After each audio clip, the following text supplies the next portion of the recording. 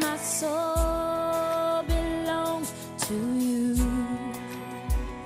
My love, my life, it all belongs to you. Belongs to you. Hey, hey, oh yeah, belongs to you.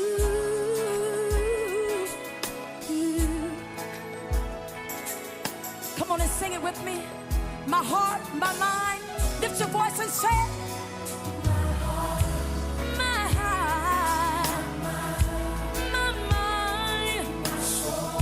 Hey, yeah, yeah.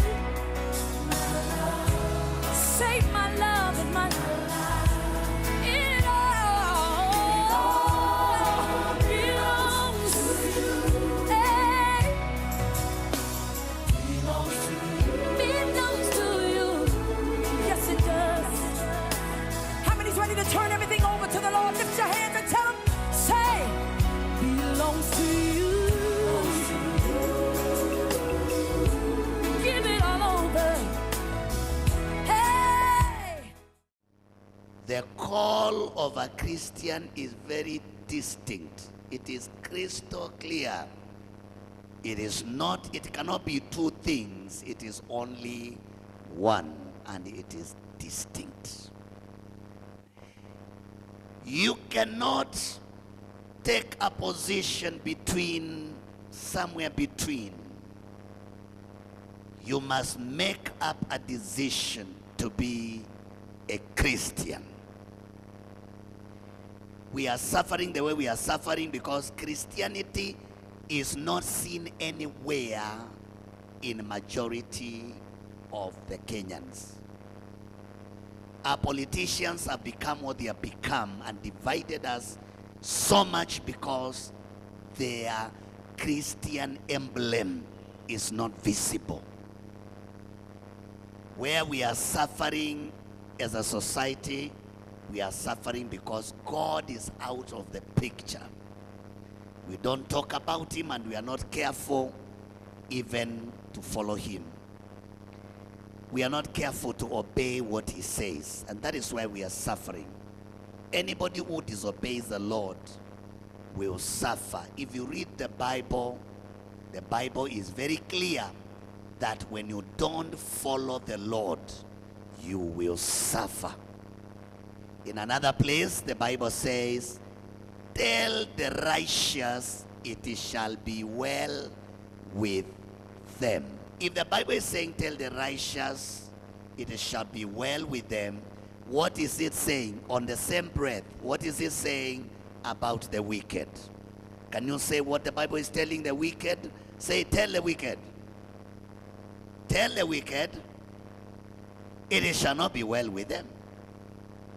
The Bible is very clear. Give alone the clarity we are hearing from the lawyers, and they interpret the law. Everyone is interpreting the law the way they want.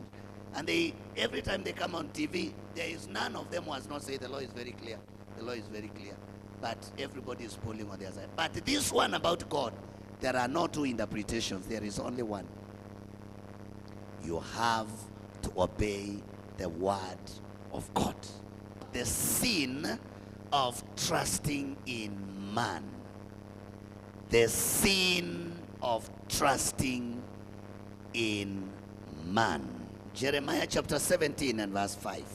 The Bible says, thus says the Lord, cursed is the man who trusts in man and makes flesh his strength, whose heart departs from the Lord. Amen. I know you think you know this scripture very much, but most of the scriptures that people are floating, people are going wrong. In most of the areas that people are going wrong, they are the areas where they know so much scripture about. The scriptures we are breaking, they are the scriptures that we almost sing every day, and God needs to help us. NIV says, "This is what the Lord says. Caste is the one who trusts in a man, who depends on flesh for his strength, and whose heart turns away from the Lord. He will be like a bush in the wastelands. He will not see prosperity when it comes. He will dwell in the parched places of the desert, in salt land where no one lives." Verse 7. "But blessed is the man who trusts in the Lord, whose confidence is in him. He will be like a tree planted by the water, that sends out its roots by the streams. It does not fear when the heat comes. Its leaves are always green. It has no worries in a year of drought, and it never fails to bear fruit." Praise the Lord. Amazing, amazing scripture that we are discussing this morning. But in trying to introduce and trying to make you understand, trusting in man can be described as, and actually the scripture has done this, trusting in a man is essentially departing from the Lord. It is actually a departure. It cannot be called anything else. The Bible calls it departing from the Lord.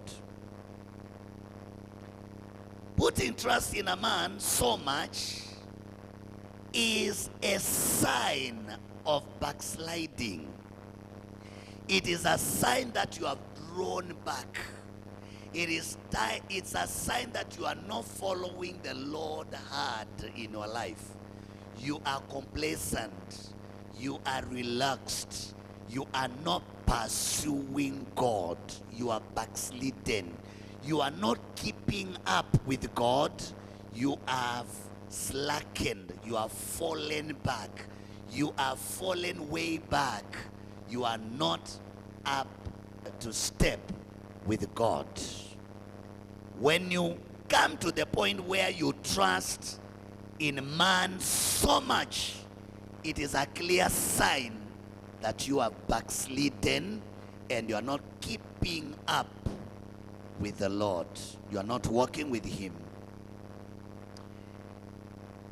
Trusting in man is a condition.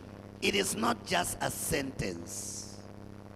It is a condition you enter into. It is not just like saying, "I'm trusting in this man so much." It is a condition you enter into. It is a condition of a caste. That is what the Bible is saying. The Bible is saying caste is the man. And it is not something that is standing there waiting to happen. It is something that you are already into it. Because the Bible is not using the word will. It is not you will. The Bible is clearly saying you are cast. It is a condition you have entered into. You are already in there. You are in that atmosphere. You are in that environment of a cast because you have trusted in a man. It is not just a sentence. It is a condition you've entered into. I'm just doing introduction. Trusting in a man ushers you into an atmosphere and into an environment when you are trusting in a man, you are in a certain environment. You are surrounded by different things than when you are trusting in the Lord. When you trust in the Lord, the environment where you are is different. And when you are trusting in a man, the environment swings completely into the opposite. And so many of us, and especially in this country, I don't know how it happened, but we have come to the place where we have trusted men so much and trusted God solely too. When you trust, you believe in. When you trust, you depend on. I'll give you these things. When you trust in the Lord, you entirely see man as your source. You completely have no hope from any other place. You only have hope in that man. It is no wonder that the Bible places very strong words. It says, "Caste is the man who trusts in man." Who is a man? Who is a man? A man is you. You want me to describe who a man is and you're a man? I can see the way you have kept quiet to say who a man is. But a man is exactly like you. You are a man. A man is you. Now, let us be honest in our discussion today. Do you love at all times? Even the people that you really think they are very good to you, do you love them all the time? Let's begin with your children.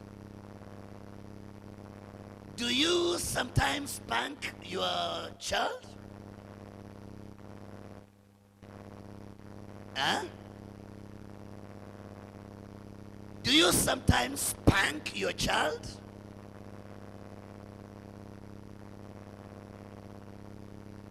Unachunaga mtoto wako mara nyingine? But you love your child so much. And yet unamchuna analia.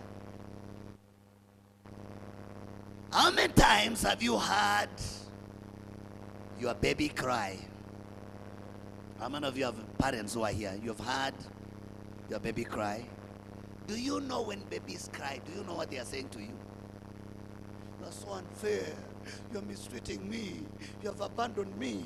I'm so hungry. You are not feeding me. Children speak, but when they speak, they don't say it. They just cry. So children, babies love their parents so much. And yet babies complain so much against their parents. And the wait when they become teenagers is when you will understand what the crime was about. When they are too small, they don't say. When they grow up, they begin to speak. Instead of just crying like kakisikia makojo, kanalia, hapana. This time, kanasimama, kanakwambia, this is not fair, this is not fair, oh, this is not fair.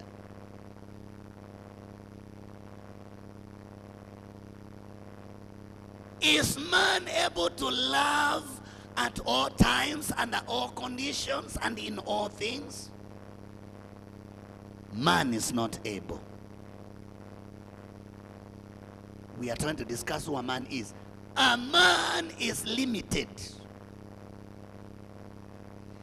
There are things that a man cannot do for you. Leave alone do for you. There are things a man cannot do for himself. Amen. Praise the Lord. Can you carry hair for yourself? Can you carry air for yourself? Let us not even talk about many other things. There are many things man cannot do. But tuongee juu ya hii hewa unapumwanga. Umeweka kwa mkebe gani? The other day all plastics were banned. Na tukafundishwa kwenda sasa kila mtu hata kwa gari yangu kwa na mfuko tu. Nikifika kwa supermarket natoa. Tunabeba vitu kwa mifuko. Hii hewa unapumwaga. Wengine hapo naona mko na bottle za maji. Maji tuko pale kwanza ule amebeba kubwa. Watu wanapenda maji siku hizi. Naona maji kila mahali. Umebeba maji na chupa, lakini hewa unayovuta umebeba na mtungi gani? Nionyeshe kikapu ile umebeba hewa nayo. Unaniangalia? Nionyeshe. Hewa iko ndani ya wapi? Hewa iko ndani. Hiyo mapua yako hii inatoa hewa wapi? That is why it is a curse to trust in man. Man is limited. Man is limited in understanding. What you know about me is what you have heard about me, and it is what you are learning about me. You don't know anything else about me. Do you think you know anything else about me? I'm saying your understanding is limited.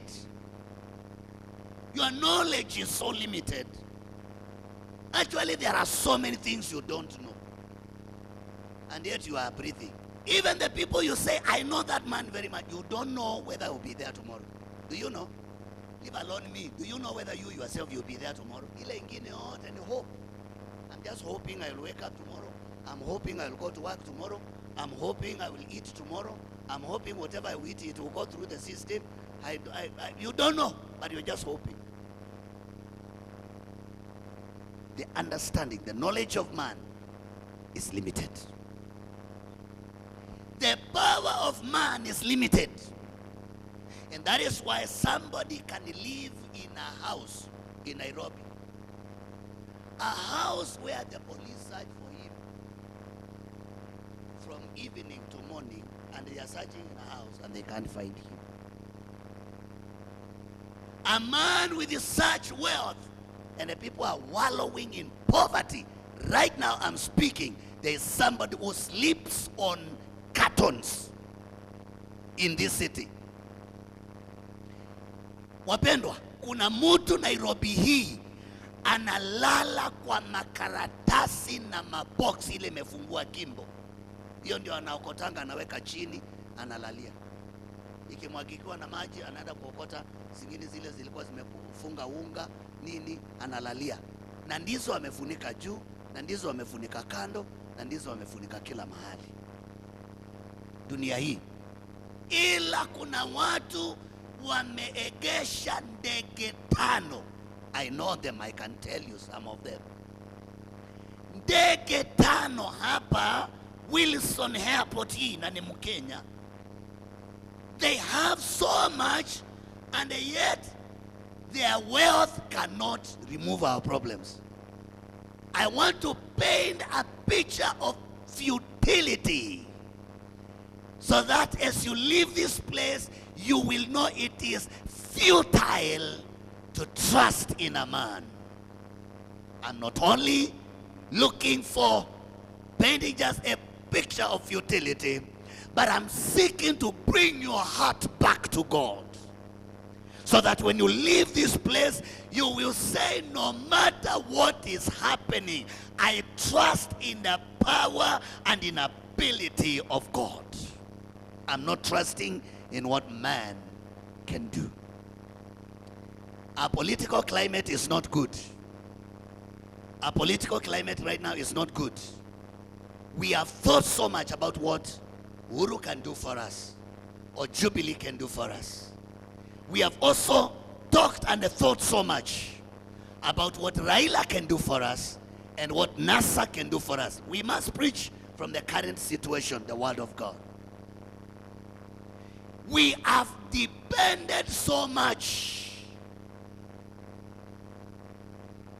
that this man is the one that will finish my problems. And slowly by slowly, our faith has shifted from God to man. Today we don't trust in the Lord anymore. Today we trust in NASA and the Jubilee. We are not trusting in the Lord. We are not believing that He can change anything about our country.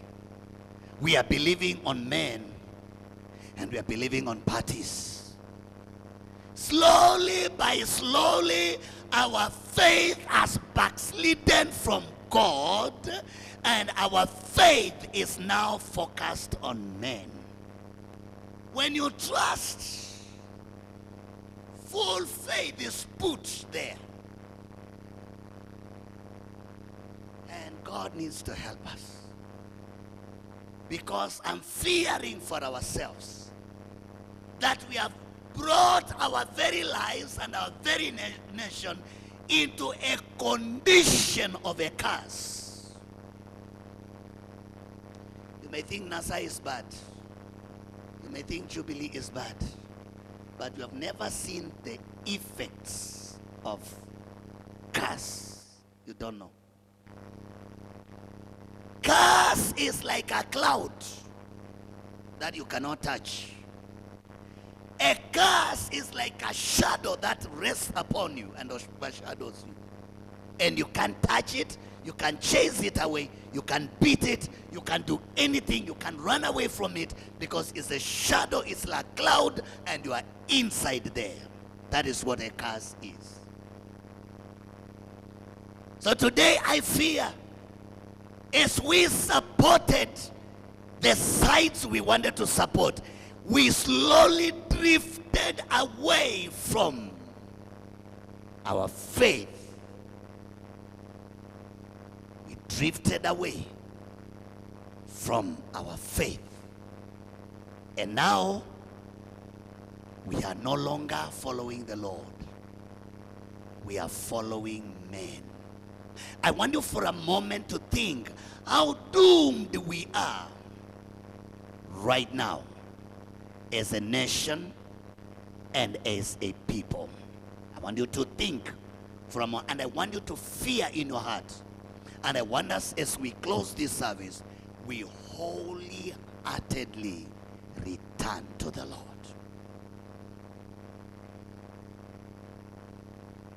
It's a curse to trust in a creature. God says, my glory I will share with no other. God is very clear. Anybody who takes the place of God, he will face it with God. There's a place in the Bible, it asks, are you provoking God? Are you strong enough to provoke God? Are you daring God in your life to see what He can do? I heard people talk about the court. I heard one lawyer say, you never dare the court. When you go to court, you don't assume court will rule in your favor. If they say that about courts of men, what about God of justice? God whose name is just. May the Lord help us.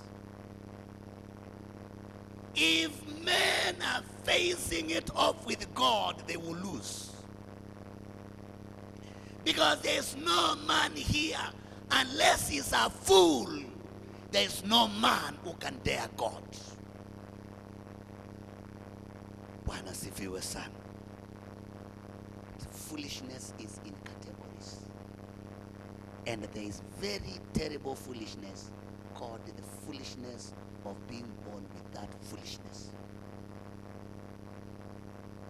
And it is only such foolishness that can dare God, can say, I'm here, come and kill me.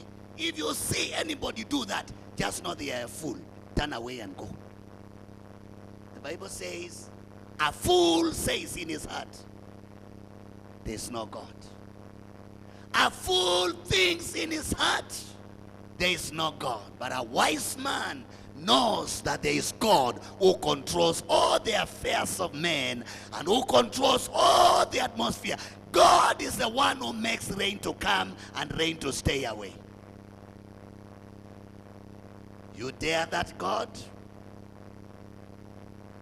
I'm preaching for preaching. I'm not preaching for anybody.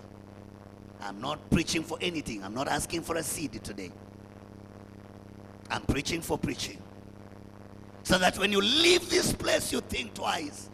Are you still with the Lord, or you have abandoned your God and you are now chasing men to answer your questions and to meet your needs and to make your life look good, and you have forgotten that it is God who makes all things beautiful? Have you forgotten it is God who keeps the sun in the sky? Have you forgotten that it is God who keeps the stars there and they don't fall on us?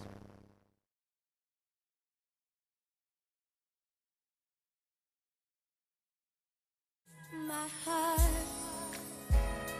my mind, my soul.